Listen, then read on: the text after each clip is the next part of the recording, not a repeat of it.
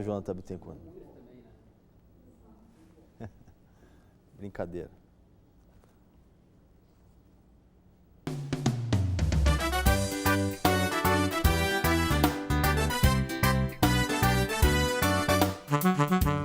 Olá, olá, muito bom dia para você, telespectador da Band, no ar mais um Boca no Trombone. Aqui você encontra todos os domingos a sua dose semanal de informação sobre serviço público, aposentadoria, direitos do trabalhador, impostos, entre outros assuntos. Hoje, representando o Sistema de Segurança Gaúcha, a Associação dos Oficiais Subalternos da Brigada Militar. Quem fala pela AOFS-BM é o presidente Elias Pôncio.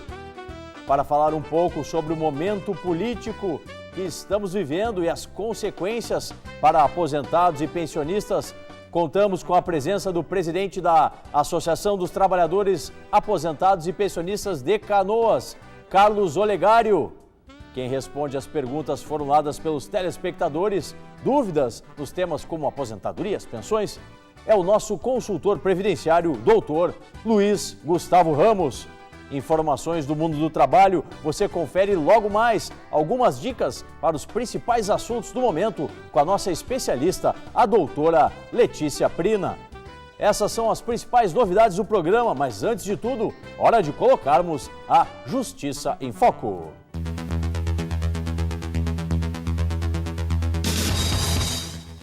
O desembargador federal, Batista Pereira, do Tribunal Regional Federal da Terceira Região, reconheceu como especial o trabalho de um segurado em uma tinturaria.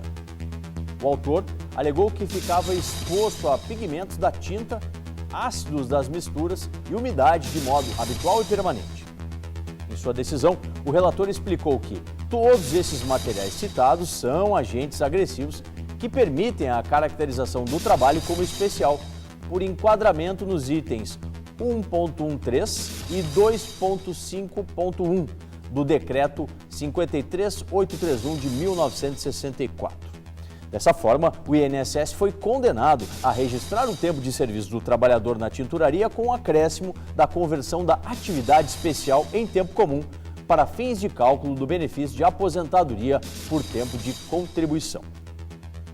As atividades em que os trabalhadores segurados estão expostos a risco devem receber uma atenção especial dos operadores do direito.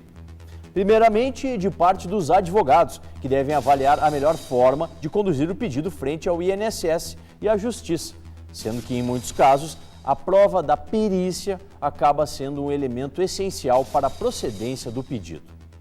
Assim também, cabe à Justiça observar com cautela a nocividade da atividade e a melhor matéria probatória para isso é a avaliação pericial. Que o exemplo do decisório do TRF3 seja seguido em todo o país. Dito isso, vamos começar o programa com a interatividade? Hoje você, nosso telespectador, tem suas questões respondidas pelo Dr. Luiz Gustavo Ramos, nosso consultor na área previdenciária. Lembrando que em casa você interage com a gente mandando uma mensagem do seu celular para 0 operadora 51 9959 2042 ou um e-mail para contato@programaBocaNoTrombone.com.br, que estão aí na tela da Band, os nossos canais de interatividade. Não se esqueça, coloque o nome e a cidade onde você está falando. Bem, quem está com a gente então, como eu já disse, é o Dr. Luiz Gustavo Ramos. Dr. Luiz Gustavo, questão que vem aqui do Vale dos Sinos, ali de São Leopoldo, do nosso telespectador, o Avelino. A Previdência evoluiu na questão da desaposentação? Como é que está o andamento desse tema lá na Previdência? E também deu um panorama para o nosso telespectador, para quem está nos assistindo, no Poder Judiciário, lá no STF. Um bom dia. Bom dia, Solano. Bom dia aos nossos telespectadores. Bem, no que diz respeito à desaposentação, administrativamente não há evolução nenhuma. O INSS não aceita computar período posterior à aposentadoria para fins de cálculo de uma nova aposentação.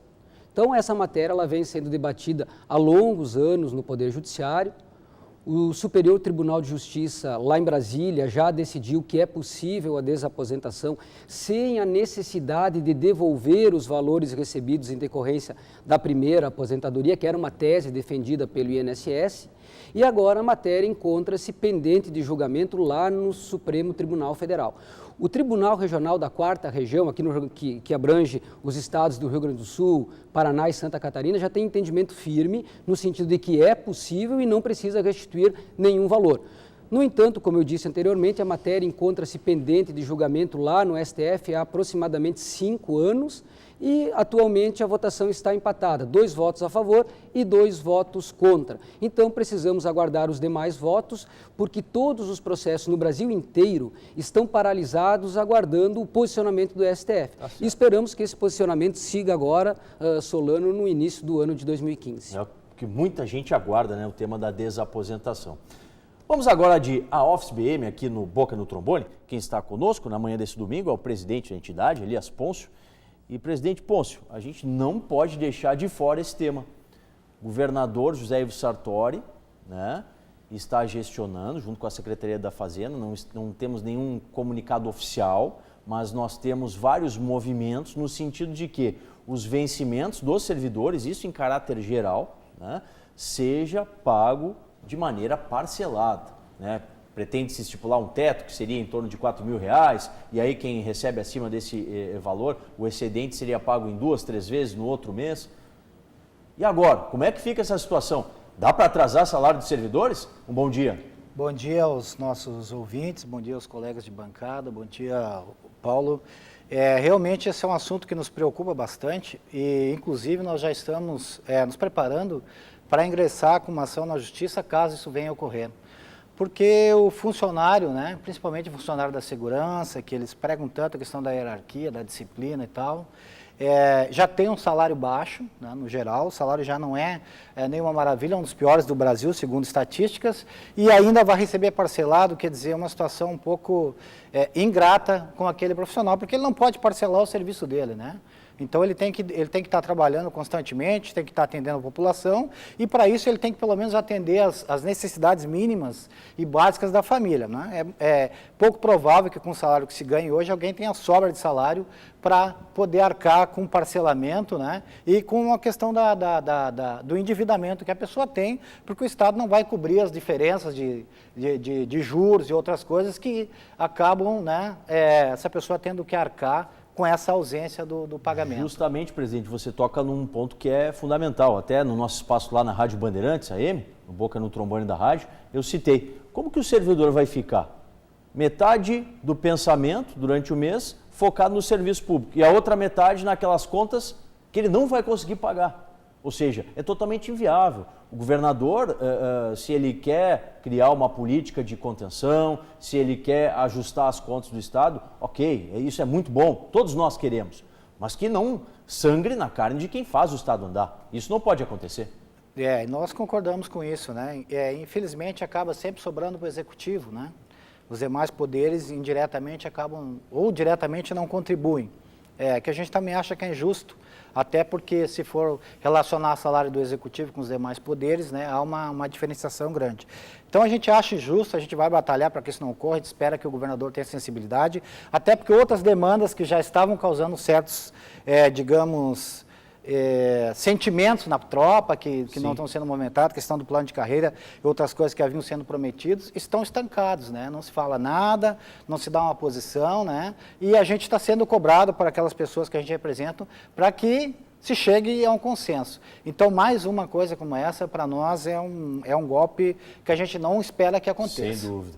Até eu vou provocar o presidente Pôncio para, na próxima intervenção, ele falar, será que essa medida do governo estadual não é uma estratégia justamente para isso? Né? Para evitar que as associações, os sindicatos tomem outras medidas? Daqui a pouquinho mais a Office BM aqui no Boca no Trombone. Agora é hora de Atapec. O presidente Carlinhos da Atapec está aqui nos estúdios para falar conosco. Hoje o programa está com os temas polêmicos, né? Está marcado para o dia de hoje, dia 15, né? Foi marcado aí pelas redes sociais, uma manifestação pró-impeachment da presidente Dilma Rousseff, né? E a partir disso, o que se espera, o que se toma conta aí das pessoas no país é um clima de muita tensão, né? É um clima onde muita coisa pode acontecer, né? O próprio pronunciamento dela na semana passada, né, de certa forma não foi muito feliz, né? pedindo paciência, colocando responsabilidade na crise internacional. Ora, por favor, mas o que eu quero saber do presidente Carlinhos é o seguinte: em que os aposentados podem contribuir com essa situação, com esse grande evento que está sendo programado para o dia de hoje, presidente? Bom dia. Bom dia, Paulo Solano, bom dia aos colegas da bancada e bom dia a quem está nos assistindo em casa, né?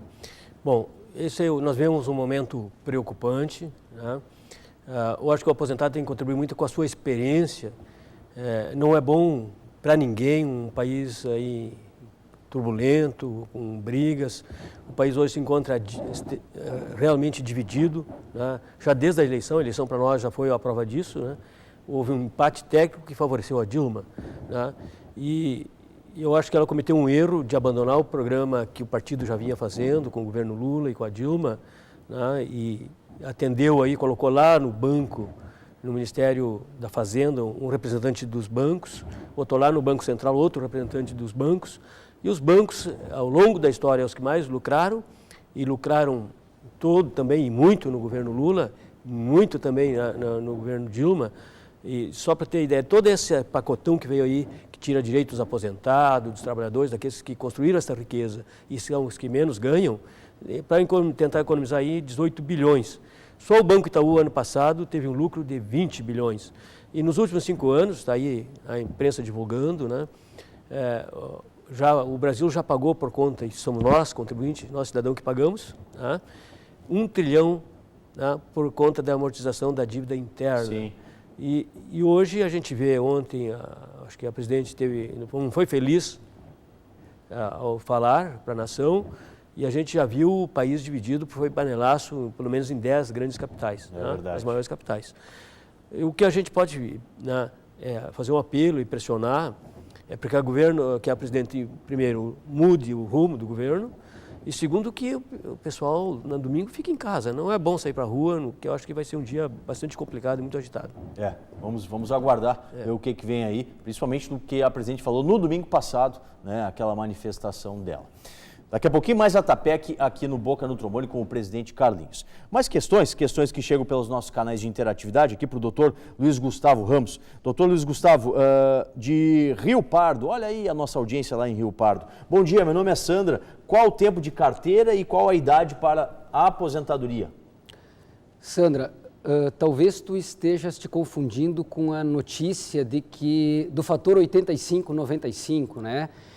Que está muito na mídia agora, que o governo está pretendendo acabar com o fator previdenciário e introduzir esse fator 85-95, em que no caso da mulher o somatório do tempo de contribuição e mais a idade, temos que chegar ao número 85. Isto não está vigendo ainda, é só uma ideia lançada pelo governo que, ao meu modo de ver, Solano, essa ideia ela serve tão somente para desviar o foco do grande pacote de maldades introduzido agora a partir do dia 1º de março, mexendo nas pensões por morte, mexendo nos direitos consagrados já há muito tempo dos trabalhadores e aposentados. Então, hoje não é necessário uma idade mínima. Hoje basta que a mulher tenha 30 anos de atividade e ela vai poder se aposentar. Claro, quanto mais nova ela se aposentar, quanto menos idade ela tiver ao se aposentar, maior será a incidência do fator previdenciário e, por conta disso, menor será o valor do benefício. Mas é importante que digamos que não está vigendo ainda o fator 85-95. Então, não há idade mínima para a aposentadoria, a não ser, é claro, idade mínima para a aposentadoria por idade. Claro. E aí nós falamos na mulher, tem que ter 60 anos de idade, 15 anos de contribuição, e o homem 65 anos de idade e 15 anos de contribuição. Mais uma aqui, doutor Luiz. O Silvio, lá de Nova Santa Rita, tem os 50 anos e 30 de contribuição, mais 6 anos de insalubridade. No momento estou afastado por acidente do trabalho há 2 anos. Esses 2 anos, eles contam para a aposentadoria? É a questão encaminhada pelo Silvio. Bom, são 3 perguntas numa só, né, Solano? Começamos no seguinte: o tempo que o cidadão, que o segurado ficou afastado recebendo auxílio-doença ou até mesmo aposentadoria por invalidez, esse período ele conta como efetivo tempo de contribuição, desde que ele seja intercalado com períodos contributivos, ou seja, ao retornar a pessoa precisa ter no mínimo mais uma contribuição. Então o período de auxílio-doença fica intercalado e aí ele conta para todos os fins. No caso da pergunta, o telespectador refere que ele tem 30 anos de carteira e 6 de insalubridade. Esses 6 anos, se considerados tempo especial, eles darão um acréscimo, quando convertidos em tempo comum, de 2 anos e meio, mais ou menos. Se ele tinha 30 anos de carteira assinada, mais 2,5, 32,5. 2 anos que ele ficou em auxílio-doença, nós chegamos aí a 34 anos e meio. Então, por esta conta, faltariam apenas 6 meses para a aposentação. Tá certo. Muito obrigado, doutor Luiz. Daqui a pouco retorna. Logo mais, depois do breve intervalo que a gente vai ter agora, vamos ter a dica trabalhista. A doutora Letícia Pena está se preparando, já vai entrar em campo aqui conosco. Além disso, mais participação das entidades e as dúvidas respondidas pela nossa consultoria Boca no Trombone, ano 26. Muito mais interatividade para você.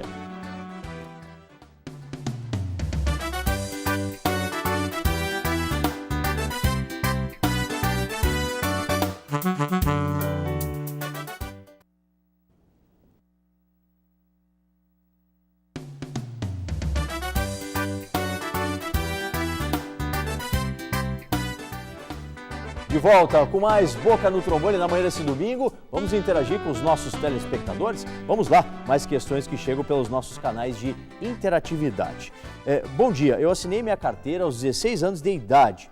Ouvi aqui na cidade uma reportagem que daria para encaminhar a aposentadoria agora. Estou com 47 anos e atualmente sou vigilante. É o Luiz da Silva, ele é lá de Santiago. Olha só, doutor Luiz Gustavo, nossa audiência se espraiando aí pelo interior do estado.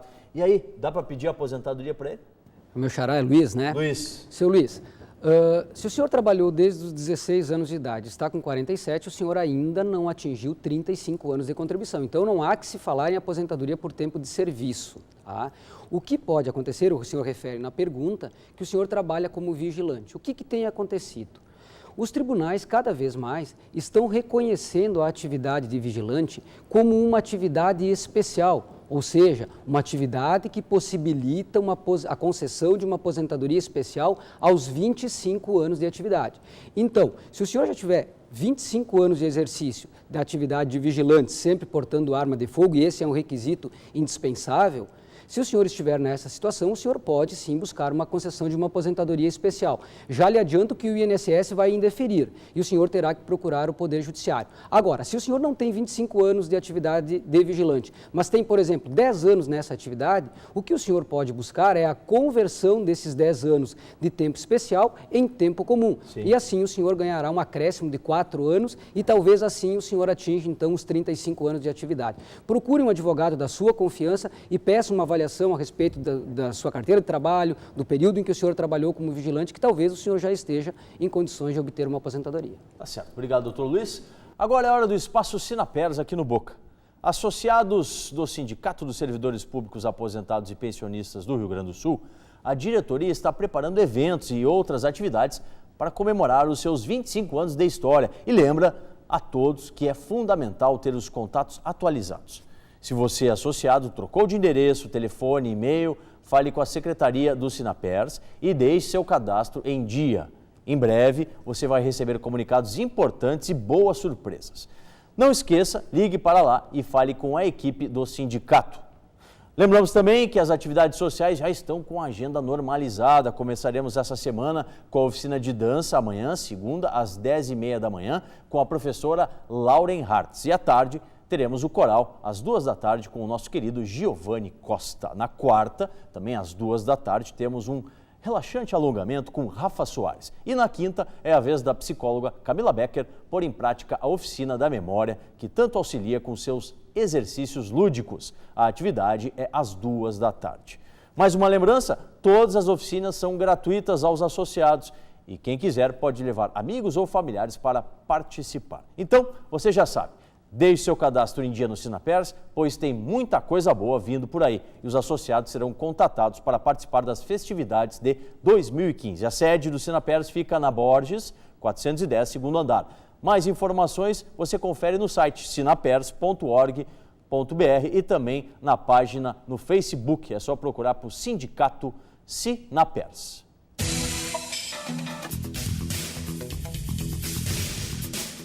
Você sabe, né? De 15 em 15 dias é a vez do quadro Dica Trabalhista. As últimas decisões, os questionamentos dos nossos telespectadores. Está aqui comigo já a nossa consultora, a doutora Letícia Pena.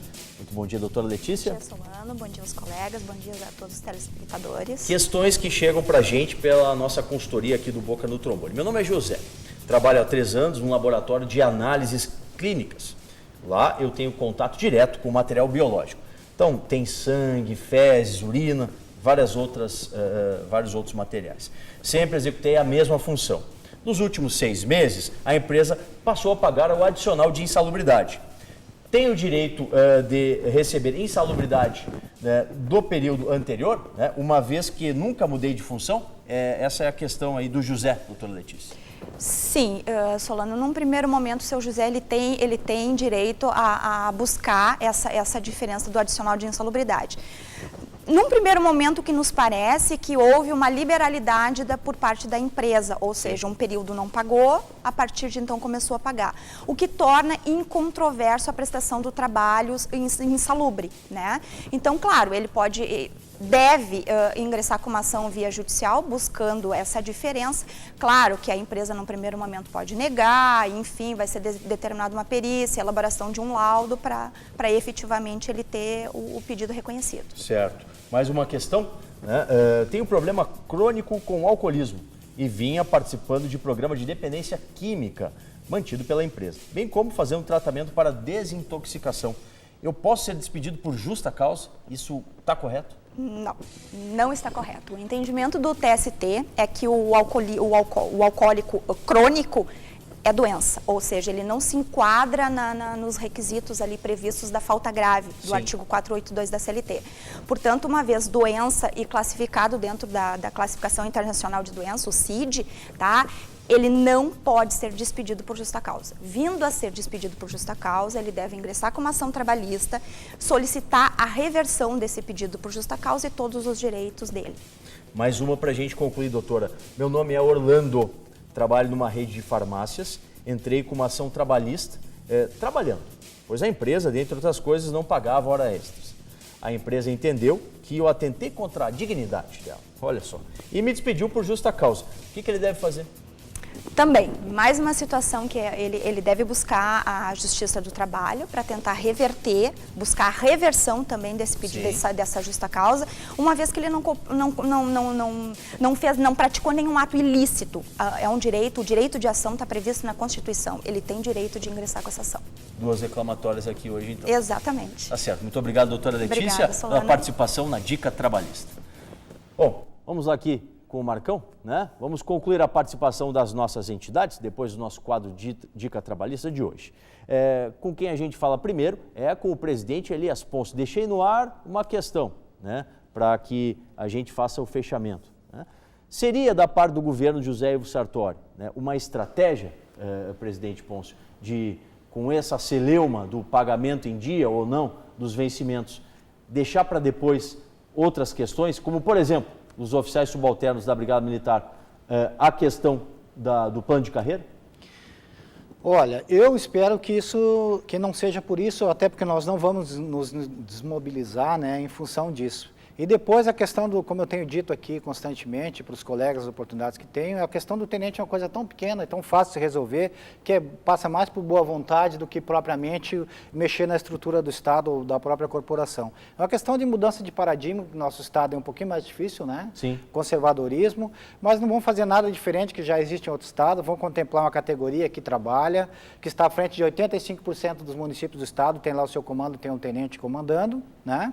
E que vai possibilitar que o soldado também ascenda na carreira, dentro de outras coisas. Então, eu espero que não seja isso. Se for isso, nós estamos preparados para trabalhar também em cima, né?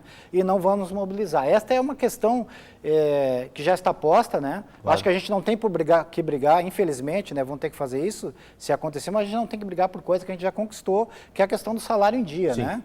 Questão do salário em dia e os reajustes que foram planejados, isso aí é conquista, acho que teoricamente não teríamos que batalhar por isso. Mas se for necessário, nós estamos prontos para a luta. Presidente Ponce, só para aquele que está nos assistindo em casa, contato da Office BM para quem quer saber um pouquinho mais do programa, de tudo, né, lá no site da entidade. Ok, no site da entidade nós temos um endereço novo agora, que é na Aureliano de Figueiredo Pinto, número 965, junto ao GBI-BM. É o local que todos os policiais militares conhecem, né? próximo ao Corpo de Bombeiros da Cidade Baixa. Então, a nossa sede agora é ali. A gente mudou e vamos atuar ali agora. Tá certo. Obrigado, presidente Elias Ponce, da A-Office BM. Espaço da ATAPEC, presidente Carlinhos. E aí, presidente, como é que estão se encaminhando essas últimas questões que colocamos no bloco anterior, né? A gente quer saber aí o posicionamento dos trabalhadores aposentados e pensionistas de Canoas, principalmente sobre toda essa celeuma que está criada aí, com possibilidades, né, do protesto que deve acontecer hoje, o que deve vir aí à frente e quais são os principais pontos que tanto a associação quanto a federação, a FETAPERGS, né, está tomando para a defesa dos aposentados e pensionistas. Olha, nós, primeiro, pela experiência que a gente tem, todo aposentado ele é idoso e tem a sua família e ele é o que transmite para a sociedade, para os filhos, para os netos, né, a sua experiência de vida, né? E todos nós já passamos por uma experiência de uma ditadura, né, do golpe de 64 e etc. Então a gente sabe as consequências disso. Então nós queremos e estamos trabalhando para isso que a democracia seja mantida, que a decisão na urna democrática, livre, seja respeitada, né, e que nós vamos usar todos os mecanismos que a gente dispõe para pressionar o governo para que tome outro rumo. Em primeiro lugar, no meu entendimento, retirar o representante de banco lá do Ministério da Fazenda e fazer respeitar as nossas conquistas, reconhecer os direitos adquiridos e investir nos movimentos sociais, que é o mais importante que o governo vinha fazendo, e com isso o país ia crescendo. E o capital especulativo também, eles vivem de lucros e eles também investem, Solano, no país que cresce. E as decisões últimas que a presidente vem tomando, ela tomou a engrenagem ao contrário, né? Vai estar desemprego aí, insegurança e baixos salários, etc. Tá bom. Obrigado, presidente Carlinhos, da ATAPEC. Mais informações você confere no site A Identidade, atapec.com.br. Mais consultoria com o Dr. Luiz Gustavo Ramos. O Luiz, lá de Guaíba, tem 55 de idade, né? Segundo ele, já tem tempo para aposentadoria e está há 5 anos no auxílio-doença. Gostaria de saber se diminui muito o salário saindo do auxílio, doutor Luiz, e recebendo a aposentadoria. Bom, um trabalhador com 55 anos de idade, 35 de contribuição, ele deve ter uma aposentadoria com um fator igual a 0,70, então ele vai ter uma redução de 30% no valor da média. O auxílio-doença é um benefício que corresponde a 91% da média. Então, se ele se aposentar, ele terá uma redução. Acredito eu que cerca de 18%, 19% do valor que vem recebendo atualmente. Por isso eu sugiro a esse trabalhador que permaneça em auxílio-doença e somente pense na aposentadoria no momento que o INSS lhe der alta ou quando ele recuperar a capacidade laboral e aí sim tenha que renunciar ou desistir desse benefício para poder voltar ao mercado de trabalho. Tá certo. Muito obrigado, doutor Luiz Gustavo. Agradeço. Ponto final e mais um Boca no Trombone, que vai ao ar na sua Band TV, sempre aos domingos, das 7 às 7h30 da manhã. Quer assistir de novo? Pegou o programa pela metade? A reprise você encontra depois no Facebook. Basta procurar por Programa Boca no Trombone, aí você curte, confere, manda sua mensagem. Aos sábados, das 7h30 às 9 da manhã, você confere uma versão ampliada lá na Rádio Bandeirantes AM 640. Boca no Trombone, ano 26. Muito mais interatividade para você.